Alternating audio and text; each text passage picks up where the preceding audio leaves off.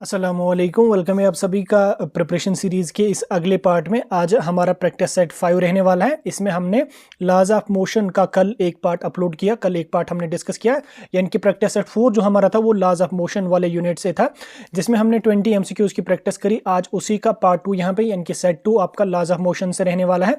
इसमें हम कुल मिला के आपके 20 क्वेश्चन को यहाँ पे डिस्कस करेंगे। 20 क्वेश्चन में आपका 12 क्वालिफाइंग स्कोर रहने वाला। अगर आपका 12 या 12 के अबव आ रहा है, दैट मीन्स कि आपका आज का प्रैक्टिस सेट क्वालिफाई हुआ। और अब अगर आपको उसके बिलो यहाँ पे आया है तो आपको थोड़ी और मेहनत करने की यहाँ पे जरूरत है। ठीक, कल से आप लोगों को जो है वो दो वीडियोस देखने को मिलेंगी। साथ में आप जो है वो बायोलॉजी वाला पोर्शन भी उठाएंगे, साथ में हम फिजिक्स वाले पोर्शन को भी साथ साथ लेके चलेंगे, क्योंकि आज हमारी जो है वो 3 यूनिट फिजिक्स वाले पोर्शन से कंप्लीट हो जाएंगे। कल हम यूनिट 4 पे चलेंगे और कल हम जो है वो बायोलॉजी का सेकंड यूनिट भी उठाएंगे। यूनिट 1 हमने ऑलरेडी बायोलॉजी का कवर किया है।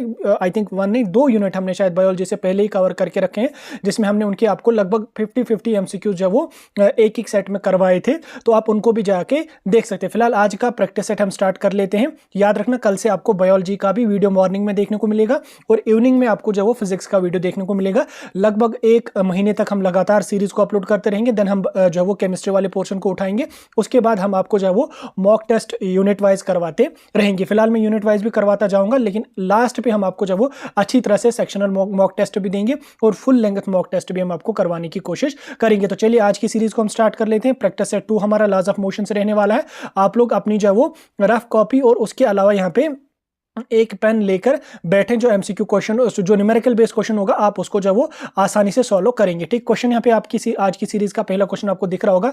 विच of the following quantities remain constant in absence of external force. ठीक, in absence of external force कौन सी यहाँ पे क्वांटिटी कांस्टेंट रहती है? क्या वेलोसिटी कांस्टेंट रहती है, मोमेंटम कांस्टेंट रहता है, एक्सेलरेशन कांस्टेंट रहता है या फोर्स कांस्टेंट रहती है? तो कौन सा रहता है?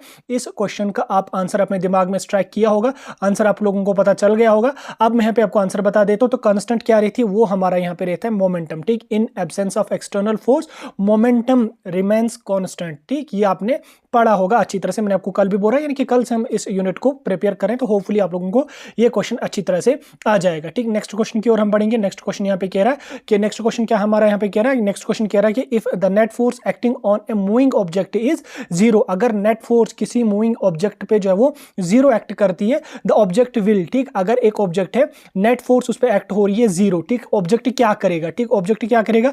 ऑप्शंस क्या यहाँ पे हमारे पास है?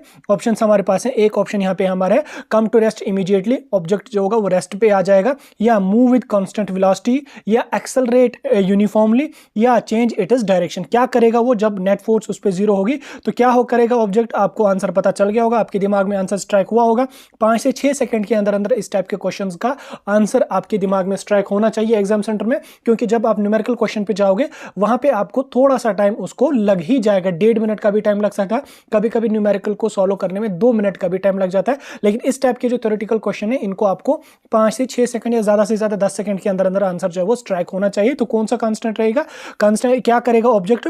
ऑब्जेक्ट क्या करेगा? ऑब्जेक्ट मूव करेगा विद कांस्टेंट वेलोसिटी। जब नेट फोर्स उस पर 0 एक्ट करेगी तो ऑब्जेक्ट क्या करेगा? कांस्टेंट वेलोसिटी के साथ जो है वो मूव करने की कोशिश करेगा। ठीक, नेक्स्ट क्वेश्चन की तरफ हम बढ़ेंगे। क्वेश्चन नंबर 2 हमारा हो गया। क्वेश्चन नंबर 3 की ओर हम बढ़ेंगे। क्वेश्चन नंबर 3 यहाँ पे क्या कह रहा है? क्वेश्चन नंबर 3 कह रहा है कि the net force acting on an object in uniform circular motion is. ठीक, net force acting on an object in uniform circular motion क्या होगी? वो क्या वो 0 होगी? क्या net force along the tangent of the motion रहेगी, या यहाँ पे नेक्स्ट ऑप्शन क्या हमारे पास है? क्या directed towards the centre of the circle रहेगी, या perpendicular to the plane of the motion यहाँ पे रहेगी? तो क्या यहाँ पे कौन सा पार्ट इसका सही आंसर रहेगा? वो आपका पार्ट सी रहेगा, क्योंकि आपके स्टार्टिंग में ही जब मैं इसको पीडीएफ को ऊपर कर रहा था आपने आंसर देख लिया होगा, तो सी पार्ट इसका यहाँ पे राइट आंसर रहेगा। ठीक, वीडियो को अपने दोस्तों के साथ भी शेयर कर लेना। बाकी पीडीएफ मैं टेलीग्राम ग्रुप में डाल रहा हूं, आप वहां जाके ज्वाइन कर लेना, पीडीएफ आपको वहां पे मिल जाएंगी सारी। तो अगले क्वेश्चन की ओर हम बढ़ेंगे। अगला क्वेश्चन यहाँ पे कह रहा है विच of the following is an application of Newton's first law of motion. यहाँ पे 4 ऑप्शंस आपको दिए हुए हैं।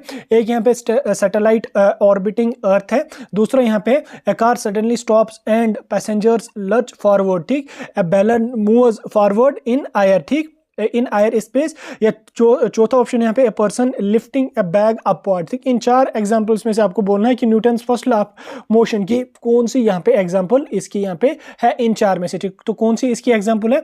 तो इसकी एग्जांपल आपकी बी पार्ट यहाँ पे रहने वाली है, a car suddenly stops and passengers lurch forward. ठीक, एक कार चल रही है, सडनली ड्राइवर ने ब्रेक मारा तो पैसेंजर क्या होंगे, उनको झटका जैसा लगता है, आगे की ओर वो बढ़ते हैं। तो ये किसकी एग्जांपल है, ये Newton's first law of motion की एग्जांपल है। ठीक, तीनों लॉज न्यूटन्स के आपने पढ़े होंगे, एग्जांपल्स के साथ साथ एप्लीकेशंस के साथ साथ डिटेल में आपने पढ़े होंगे, तो उस पर मैं ज़्यादा जाने की कोशिश नहीं करूंगा, ज़्यादा टाइम इस पर नहीं लूंगा। बाकी हमारा टेलीग्राम और व्हाट्सएप ग्रुप ज्वाइन कर लेना, लिंक डिस्क्रिप्शन में मिल जाएगी। फेसबुक और इंस्टा पे भी हमें फॉलो कर लेना, वहाँ पे भी हम आपको अपडेट देने की कोशिश टाइमली करते रहते हैं। तो नेक्स्ट क्वेश्चन यहाँ पे आपका न्यूमेरिकल बेस्ड क्वेश्चन है, आप इसको खुद से सॉल्व करने की कोशिश करें। नेक्स्ट क्वेश्चन क्या कह रहे हैं, what is the acceleration of A 50 kg object if A force of 200 Newton acts on it. ठीक, एक ऑब्जेक्ट जिसका वेट 50 kg है, 200 न्यूटन की फोर्स उस पर एक्ट कर रही है, तो एक्सेलरेशन आपको निकालनी है। तो एक्सेलरेशन क्या है, एक्सेलरेशन का फॉर्मूला आप इस कंडीशन में लगाएंगे और लगाने के बाद आप यहां पे देख लो कि आपका आंसर क्या आया, आपका 2 आया, 4 आया, 5, 6 आया, 8 आया या कुछ और आंसर आया। और अगर आपका आंसर यहां पे बी यानी कि आपका 4 आंसर आपका आया है तो आपका यहाँ पे ऑप्शन सही है, आपने सही से किया। तो अगर आपका नहीं है तो एक्सप्लेनेशन को हम थोड़ा सा देखने की कोशिश करेंगे। तो एक्सप्लेन किस तरह से हम इसको सॉल्व करेंगे, हमारे पास फार्मूला है F equal to M A. ठीक, F equal to M A, force equal to mass into acceleration. हमें क्या यहाँ पे निकालनी है, हमारे पास फोर्स भी दी हुई है, मास भी दिया हुआ है, एक्सेलरेशन हमने निकालनी है। तो हम क्या काम करेंगे, एक्सेलरेशन को यहाँ पे निकालेंगे। तो एक्सेलरेशन किसके बराबर आ जाएगी, acceleration equal to F divided by m। तो F हमारे पास कितनी है, 200, मतलब फोर्स हमारे पास 200 न्यूटन की है, मास हमारे पास कितना है 50, 200 डिवाइड बाय 50 जब हम करेंगे 51 जार 54 जार, तो हमारे पास क्या यहाँ पे आंसर आ जाएगा 4 मीटर पर सेकेंड स्क्वायर हमारे पास आंसर आ जाएगा। F equal to M A वाला फार्मूला हम यहाँ पे लगाएंगे, हमारे पास फोर्स भी दी हुई है, मास भी दिया हुआ है, हमें जस्ट क्या निकालना है, एक्सेलरेशन निकालना है। तो एक्सेलरेशन निकालने के लिए हम क्या काम करेंगे, एक्सेलरेशन को बाहर निकालेंगे। एक्सेलरेशन को जब हम यहां से बाहर ले आएंगे तो ये किसके बराबर आ जाएगा, F बाय m। तो इसको जब हम पुट करेंगे तो we will get the answer equal to 4 metre per second square. ठीक, नेक्स्ट क्वेश्चन की ओर हम बढ़ेंगे। तो नेक्स्ट क्वेश्चन यहाँ पे क्या कह रहा है, नेक्स्ट क्वेश्चन कह रहा है कि which statement is true for an object in free fall. अगर एक ऑब्जेक्ट फ्री फॉल में है तो कौन सा यहाँ पे स्टेटमेंट उसके रिगार्डिंग ट्रू होगा। एक स्टेटमेंट यहाँ पे कह रहा है कि उसकी वेलोसिटी जो रहेगी वो कांस्टेंट रहेगी।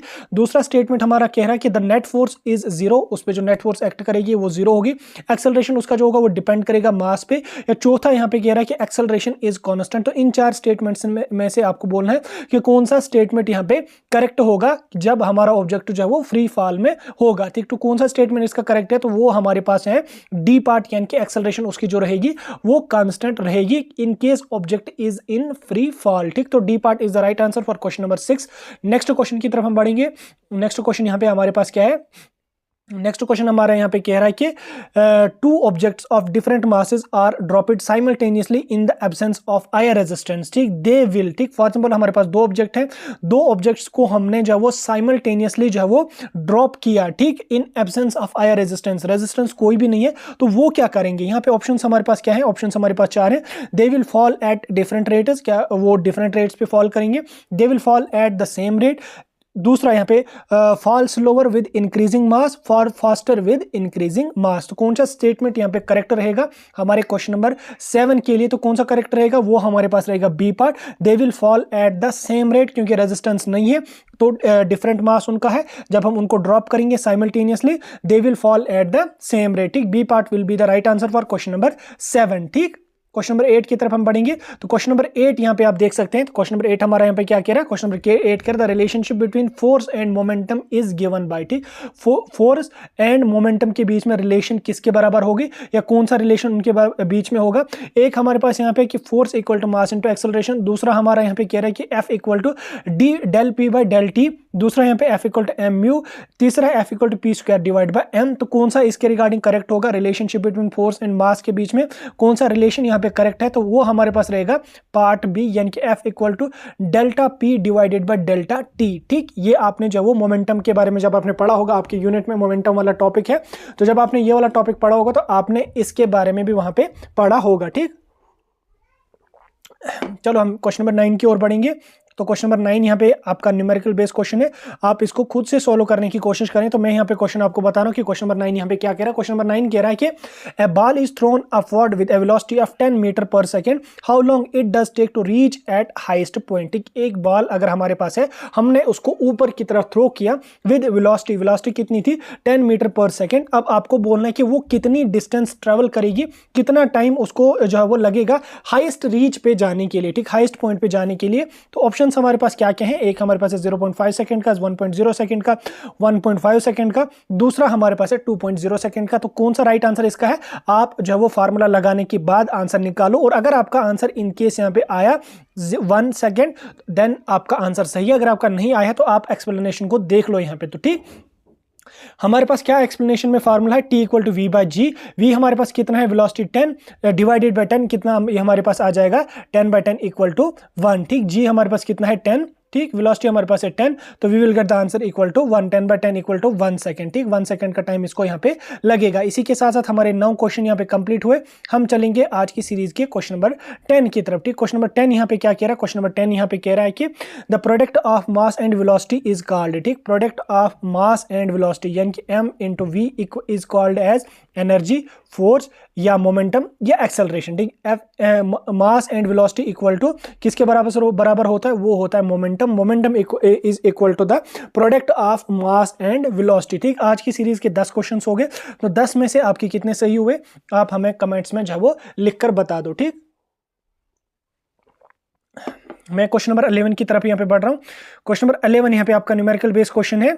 आप रफ कॉपी पे इस क्वेश्चन को सॉल्व करने की कोशिश करें। मैं क्वेश्चन आपको रिपीट कर रहा हूँ। क्वेश्चन यहाँ पे कह रहा है कि what is the magnitude of a net force acting on 10 kg object moving with the uniform velocity of 5 metre per second. ठीक, मास यहाँ पे दिया हुआ है 10 kg, वेलोसिटी दी हुई है 5। तो आप लोगों को क्या काम करना है, मैग्नीट्यूड उसका यहाँ पे कैलकुलेट करना। तो magnitude of net force calculate आपको करना है। क्या 0 न्यूटन रहेगा, क्या 5 न्यूटन होगी, 10 न्यूटन होगी, या 50 न्यूटन की जो नेट फोर्स उस पर एक्ट कर रही होगी, तो कितनी करती होगी। तो नेट फोर्स का फार्मूला आप लगा लो, लगाने के बाद आप आंसर निकालो, और अगर आपका आंसर यहाँ पे आया है 0 न्यूटन देन आपका आंसर सही है, और अगर आप नहीं आया तो आप यहाँ पे एक्सप्लेनेशन को भी यहाँ पे देख सकते हैं। तो एक्सप्लेनेशन में क्या यहाँ पे कह रहा है कि since the object moves with a uniform velocity then net force will be 0। Object हमारा यूनिफॉर्म वेलोसिटी से मूव कर रहा है तो नेट फोर्स कितनी होगी उस पे 0, यानी कि 0 न्यूटन यहाँ पे हमारे पास जो है वो नेट फोर्स इसकी यहाँ पे रहेगी।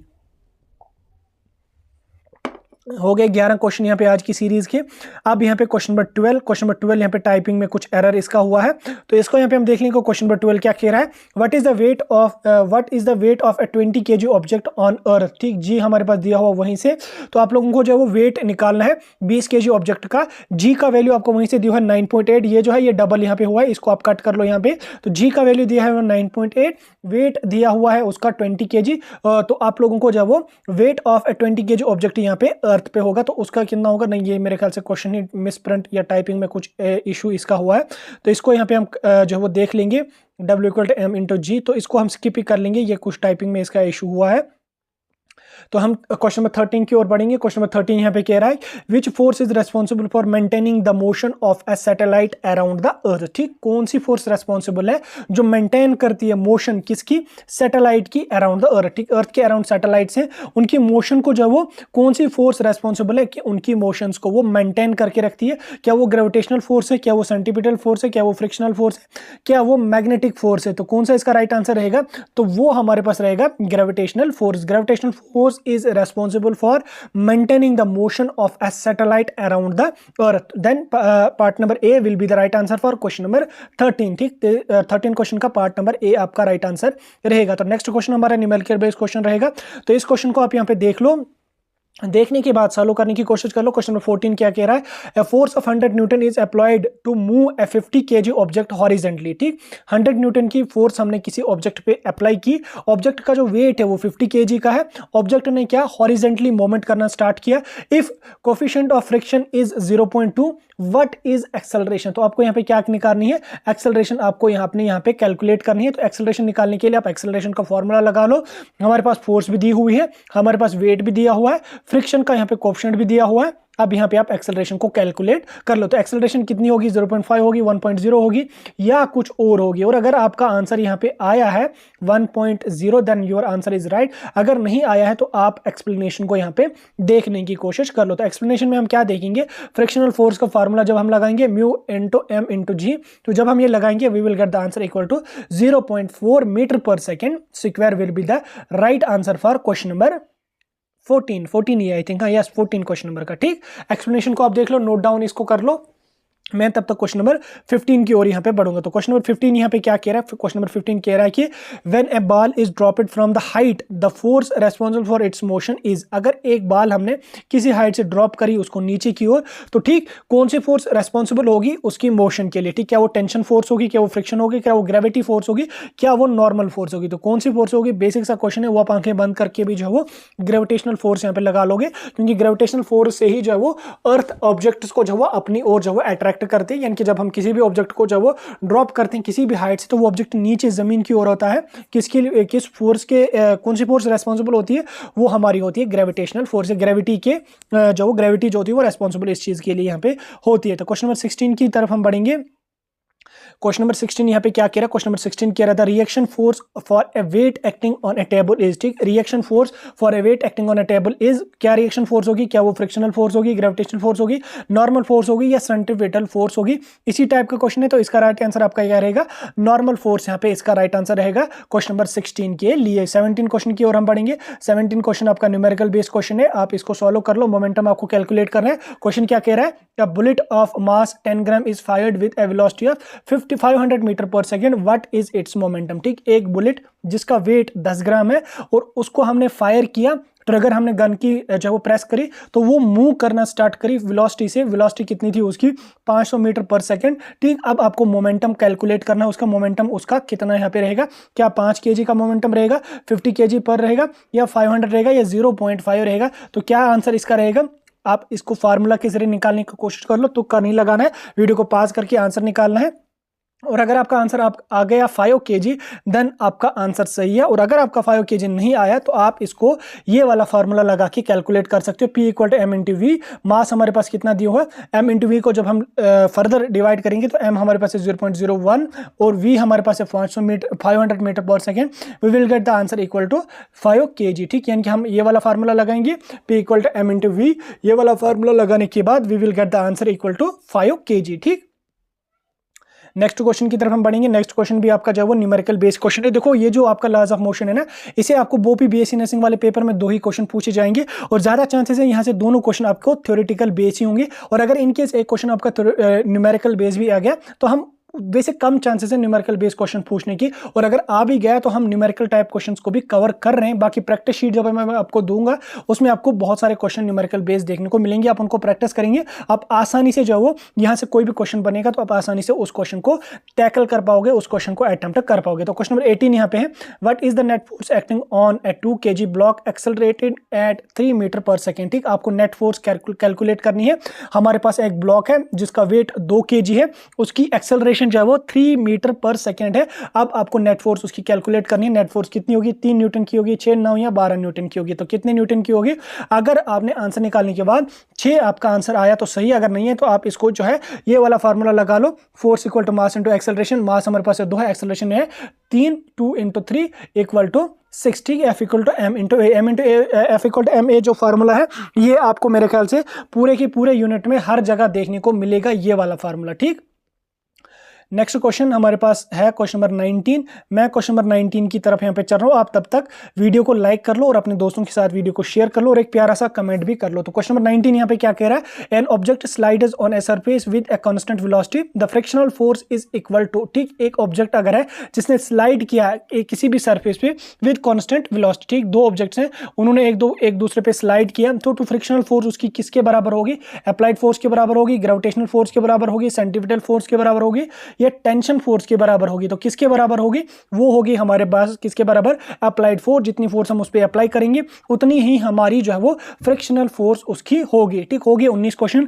मैं यहाँ पे 20वें क्वेश्चन की ओर चढ़ूंगा। तो 20वां क्वेश्चन जो हमारा है ये हमारा न्यूमेरिकल बेस्ड क्वेश्चन ही है, तो आप इसको जो है वो खुद से सॉल्व करने की कोशिश कर लो। पहले तो ये स्क्रीन पे फिट ही नहीं हो रहा है, तो आप इस क्वेश्चन को आप देख लो और सॉल्व करने की कोशिश कर लो। तो क्वेश्चन नंबर क्या है, ये क्वेश्चन नंबर 20 आज की सीरीज का लास्ट क्वेश्चन क्या कह रहा है, the force of 660 newton is applied on an object of mass 12 kg, it moves if it moves 10 metre, calculate work done. ठीक, आपको वर्क निकालना है कि ऑब्जेक्ट ने कितना वर्क किया होगा। अगर एक ऑब्जेक्ट है जिसपे हमने 60 न्यूटन की फोर्स अप्लाई करी, ठीक, उस ऑब्जेक्ट का जो मास है वो बराबर है 12 kg का, और उसने मोमेंट कितनी की, 10 मीटर की उसने मोमेंट की। अब यहाँ पे आपको वर्क डन निकालना है कि उसने कितना वर्क यहाँ पे किया होगा। तो उसके लिए हम फार्मूला कौन सा लगाएंगे, work done equal to F into D. F हमारे पास कितना है 60 का, डी हमारे पास डिस्टेंस कितनी उसने कवर करी 10 मीटर की, 60 इंटू 10 इक्वल टू 600 जूल। तो 600 जूल जो होगा वो इसका राइट आंसर होगा। डी पार्ट राइट आंसर नहीं होगा, ए पार्ट इसका यहाँ पे राइट आंसर होगा, यानी कि 600 joule will be the right answer for question number 20। आज की सीरीज के 20 क्वेश्चन हमारे कंप्लीट हो गए। 20 क्वेश्चंस में से आपके कितने क्वेश्चन सही हुए आज के प्रैक्टिस सेट में हमें कमेंट में बता दो। बाकी इसका पीडीएफ टेलीग्राम में मिल जाएगा, ज्वाइन कर लो, व्हाट्सएप ग्रुप ज्वाइन कर लो, लिंक डिस्क्रिप्शन में मिल जाएगी। ऐसे इंफॉर्मेटिव और इंपॉर्टेंट अपडेट्स के लिए, ऐसे प्रैक्टिस सेट्स के लिए हमारे साथ जुड़े रहें। आने वाले वीडियोस में आपको जो फिजिक्स वाले पोर्शन से भी एमसीक्यूज देखने को मिलेंगी।